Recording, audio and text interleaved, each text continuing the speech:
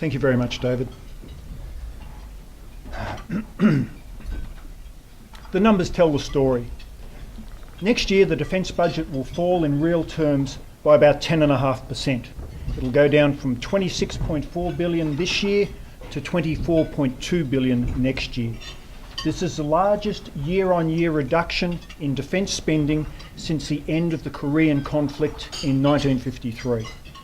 As a result, defence spending as a share of gross domestic product will fall to 1.56%. That's the smallest figure recorded by Australia since the eve of World War II in 1938. Let me try and explain how we got to this point. As defence budgets go, this year's was pretty simple. $5.5 billion was cut from the defence budget over the next 4 years. Most of the money's been taken away from capital investment. About $3 billion from investment in new equipment and about $1.2 billion from investment in facilities construction. A further $438 million is being taken through general administrative belt tightening, and another $360 million will come from cutting civilian numbers by about 1,000 over the next 2 years. The only direct cuts to capability, existing capability, involve the early retirement of the remaining C-130 fleet. That's been offset by the acquisition of an additional C-17 aircraft. There's also been the ending of the popular Navy and Army gap year programs. Unsurprisingly, funding for overseas deployments has been strictly quarantined from any reductions, and for the moment at least, military numbers, permanent military numbers in the Defence Force are being maintained at previously planned levels. A further $2.9 billion has been redirected within the defence budget. Predominantly, that money's been taken from investment in new equipment that was planned over the next 4 years. This money will go to meet urgent budget pressures that have emerged in the department. Over the next 48 months, some of the additional money that will be provided includes $709 million for the sustainment of the Collins-class submarines, about $550 million for the remediation of information technology infrastructure. Navy sustainment gets about another $270 million. There will be some new investment in the estate to the tune of about $224 million, and Garrison Support Services will get about $150 million. Each of these is an area where over the last 3 years we've been told that the strategic reform program has been delivering savings. A further $404 million will go to meet cost pressures in ADF housing, and $332 million will pay for the relocation of Army units from Moorebank to Holsworthy. That's a shift imposed on Defence in this budget to make way for an intermodal transport hub on the edge of Sydney. Note that two quite separate things are occurring at once. On the one hand, the government has taken a wad of cash from Defence in order to balance the federal budget. On the other, Defence has raided its capital investment budget to rebalance its own internal affairs. What the two actions have in common is that in each case, it's mostly capital investment that's been sacrificed. The emergence of cost pressures across the portfolio only 3 years after the white paper is disappointing, but it's not unprecedented. The same thing happened in 2003 when the financial plans underpinning the 2000 white paper disintegrated and forced the Defence Capability Review and the cuts to capability that followed. One might suspect that the $20 billion Strategic Reform Program, or SRP as it's known, exacerbated the situation this time around. In a sense, that must be the case, as many of the cost pressures represent the failure of the SRP to contain costs. But there must be more to it than that. We're being told at one and the same time that Defence remains on course to fully deliver $1.3 billion worth of savings this financial year. Yet, somehow, $2.9 billion of unfunded cost pressures have now emerged across the next 4 years. So how did it come to this? three factors have brought about the current predicament. First, the long-term financial plan at the heart of the 2009 Defence White Paper and this SRP savings schedule that accompanied it was flawed. It was built on an incomplete understanding of the true cost of developing and sustaining modern military capability. On top of this, the defence budget has taken a series of hits since the release of the 2009 Defence White Paper. I only have 6 slides today, so bear with me. These hits can be usefully divided into 4 groups. First of all, there's about $10.6 billion of deferrals. That's promised money that has been pushed somewhere into the future, mainly to the second half of this decade. The biggest deferral occurred in 2009 when about $8.8 billion was pushed out into the future. Then the savings, about $10 billion worth of savings. They began in 2011 when, paradoxically, Defence handed back money that they didn't anticipate they'd be able to spend that year. As a result, at that time, there was about $3.8 billion worth of savings imposed on Defence for the forthcoming decade.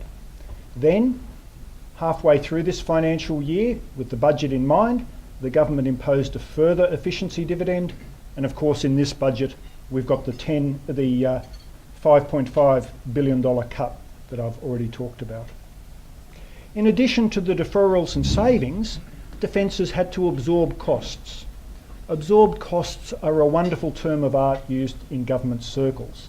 Absorbed costs is when the government wants to announce that something will happen but not spend a cent. The presumption being that somehow Defence will find a way of covering these costs. Now, the actual list of technically absorbed costs in the case of Defence is much longer than the one I've put up there. There's a large number of capital investment costs that Defence has absorbed. I've excluded those because most of those represent the quite proper reprioritisation of investment year on year by the government. The 3 I have mentioned, which total to $2.5 billion, are what I would term true additional imposts on Defence that they've had to absorb somehow out of their existing funding. Nevertheless, despite these seemingly onerous financial impositions, Defence somehow managed to hand back $1.5 billion this time last year. But as I cautioned from this very podium at that time, I quote, "It is entirely possible that the situation could revert from feast to famine in a relatively short time. Such are the uncertainties in Defence's understanding of its costs." It turns out that the famine has now arrived, not just because of the additional cuts imposed by the government in the last 12 months, but because of underlying flaws in Defence's own planning.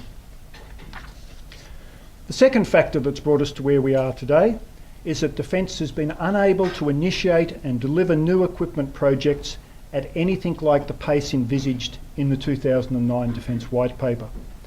For 2 years in a row, we've seen last-minute opportunity purchases used to soak up unspent money, including 1 C-17 aircraft each year.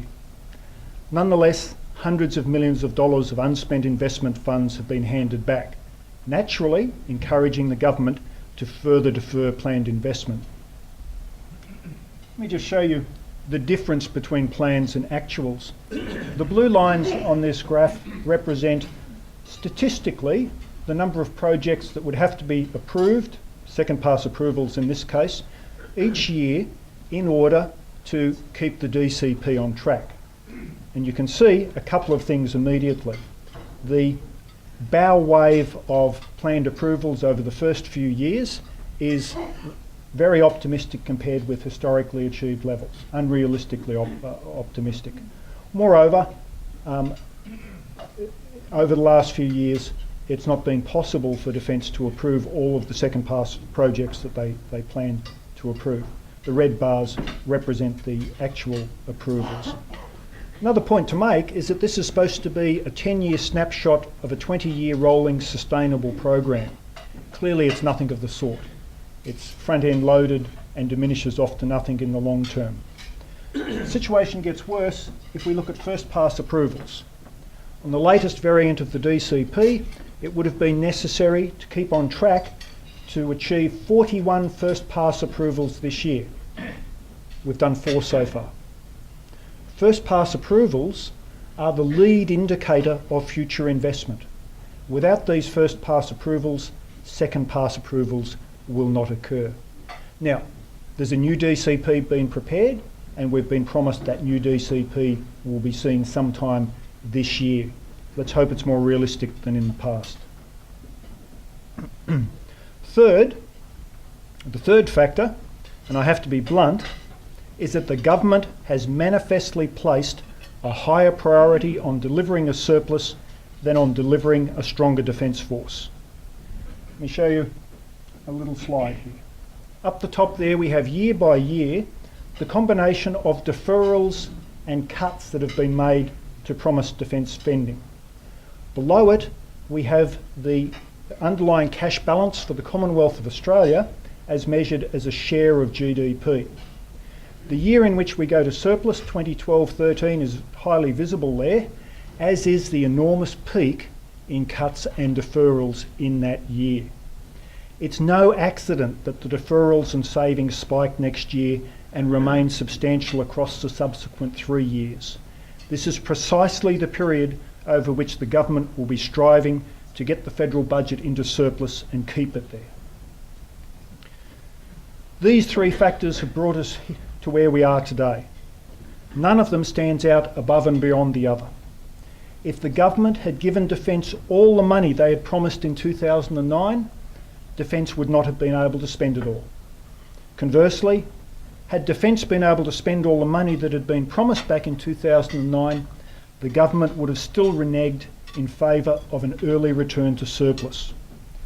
The 2009 Defence White Paper was neither deliverable in practical terms nor affordable in political terms. So what are the consequences?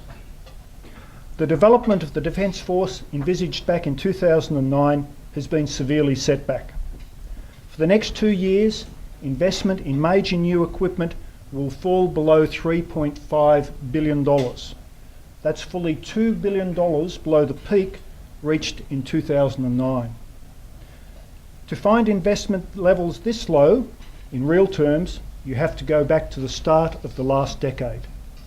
Quite literally, a massive chunk has been gouged out of planned investment over the next 3 to 4 years. The fact that the F-35 acquisition was delayed for sensible reasons is irrelevant. The normal course of events, the resulting gap would have been backfilled by other investment. Having a look at the chart there, the blue represents approved projects, red is projects which are yet to be approved, and the grey on the outside there is the estimate based upon some data from a few years ago of what investment beyond the forward estimates looked like. It's uncertain but probably indicative of where the plans sit at the moment. As you can see, inherent in this plan is that over 3 years investment will increase by 133%.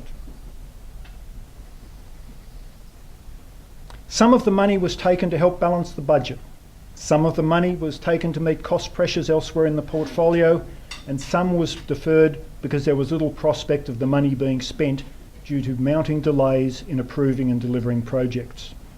Whatever the reasons, given the slow process of rebuilding momentum in the capital investment program, including the hard task of mobilising industry to deliver projects, we are looking at a lost decade of progress towards the 2009 plans for the Defence Force.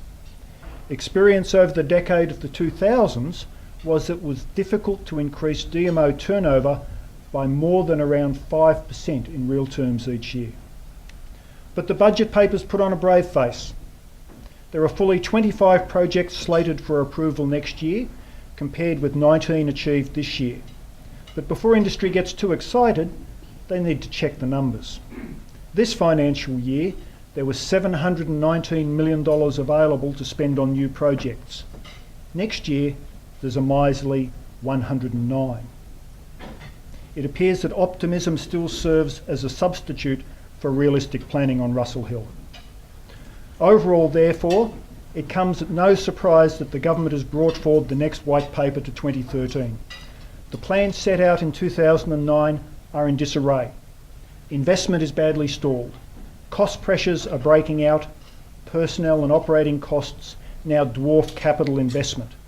Put simply, the defence budget is an unsustainable mess.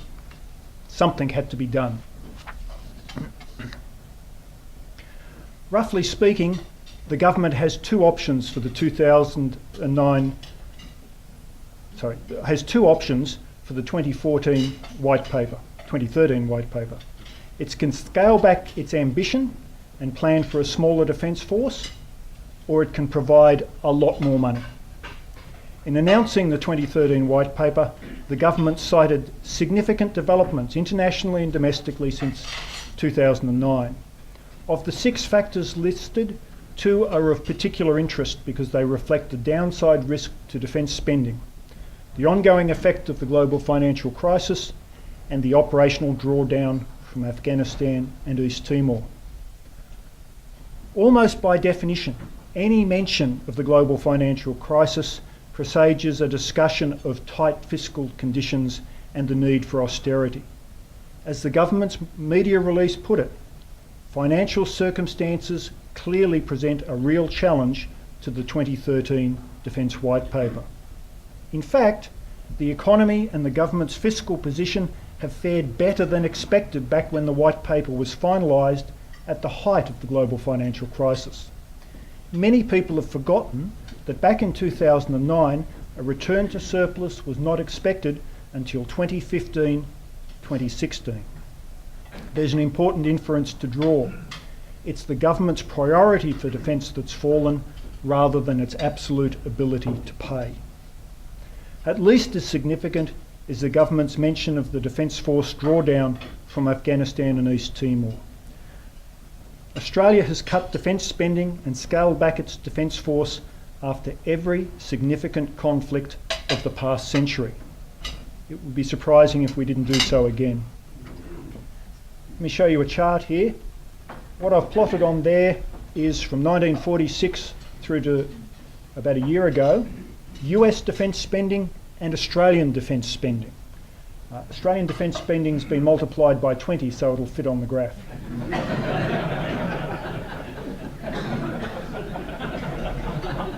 A couple of interesting things are apparent. One is that in both cases there's underlying growth, and the underlying growth in the case of Australia has been stronger than the underlying growth in the case of America.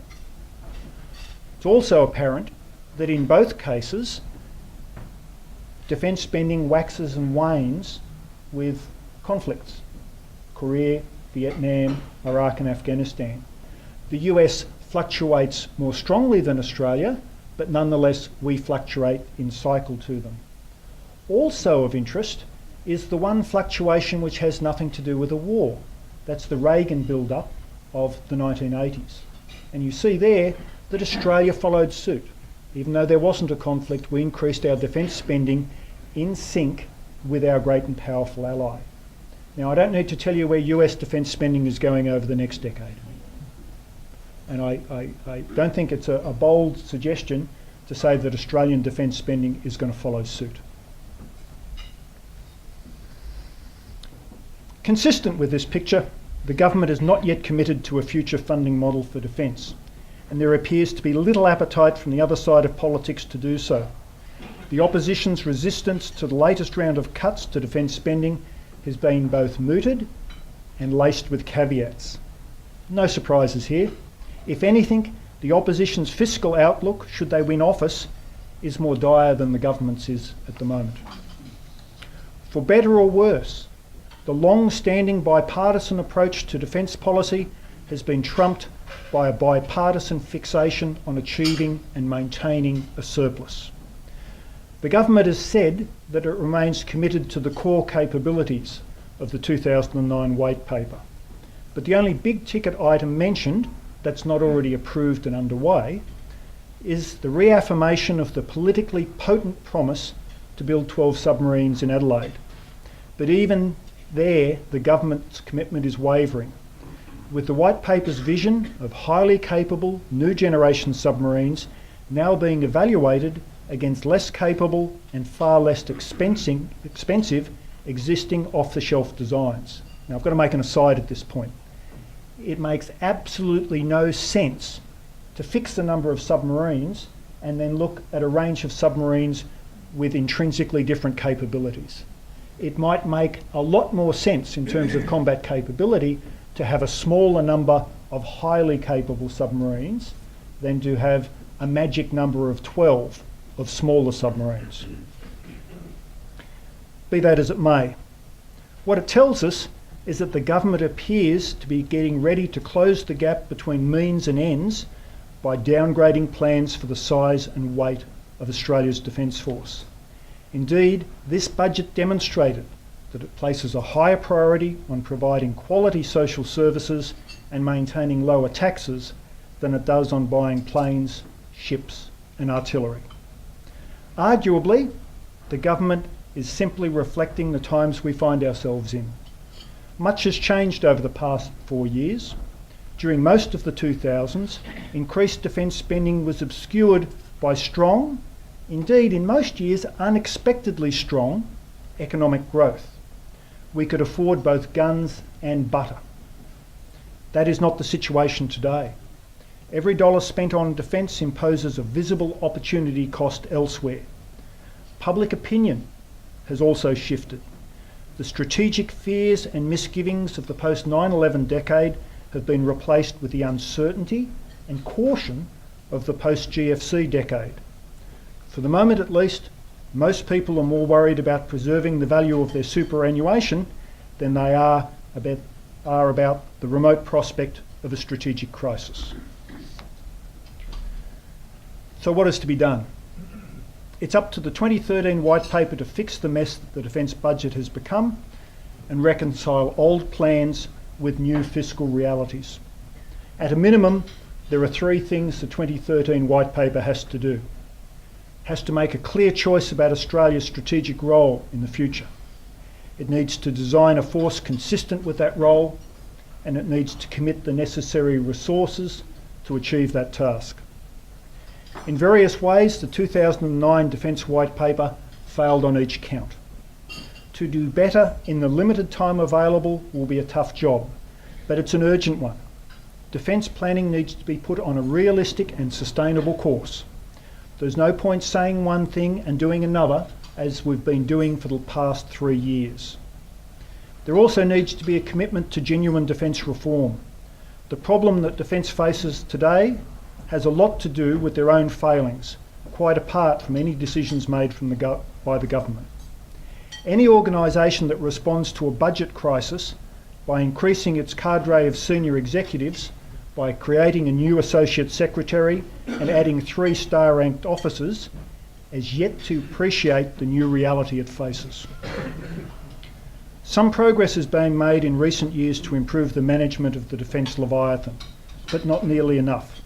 There are deep dysfunctions in the way defence does business that are yet to be addressed. Above and beyond creating a defence organisation fit to meet the challenges of an age of austerity, there is a fundamental strategic question for the government to answer in the forthcoming White Paper. What sort of strategic role will Australia play in the 21st century? It's open to the government to re-embrace the vision set out in Defence 2009, or even to pursue a more ambitious program, as some have argued, to respond directly to the shifting strategic balance in the Asia-Pacific. If they do, they'll have to sell the idea to the Australian people who have to foot the bill.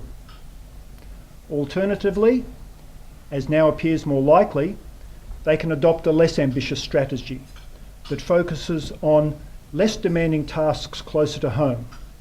That would mean building a defence force that can take care of our local strategic interests, but still make responsible contributions to our allies as the need arises.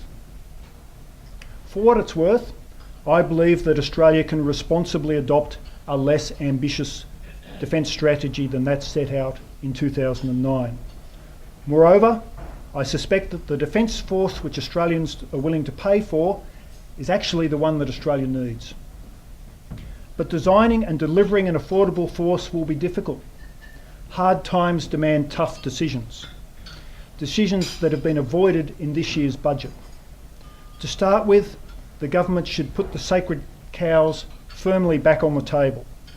Clinging to high-cost, big-ticket promises, such as 12 submarines or 100 Joint Strike Fighters, risks the creation of a lopsided force.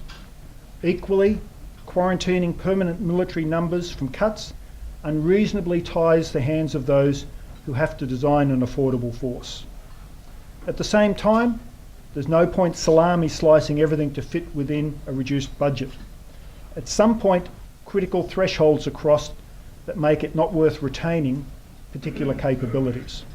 If this happens, sunk costs should be ignored and sentimental attachments set aside. All that matters are the future costs and strategic benefits that prospective contributions to the force structure offer. And there will need to be a shift in mindset to make better use of scarce resources than has previously been the case. The sort of massive capability escalation that overtook the initially modest troop lift and helicopter and amphibious vessel projects during the 2000s will have to be held tightly in check. Finally, an affordable force will require careful judgments and difficult choices about the strategic value of the capabilities within it. With a smaller defence force, the consequences of poor planning are magnified greatly. During the heady days of easy money last decade, defence planning was reduced to the three services dividing the spoils of the government's generosity within, at best, loose strategic bounds. We cannot afford the 2013 White Paper to become an exercise where the three services collegiately share the losses. Instead, the government must set clear strategic priorities, ensure that the plans for the Defence Force reflect those priorities. And then they'll have to do something they've clearly failed to do over the past 3 years. They'll have to put their money where their mouth is. Thank you.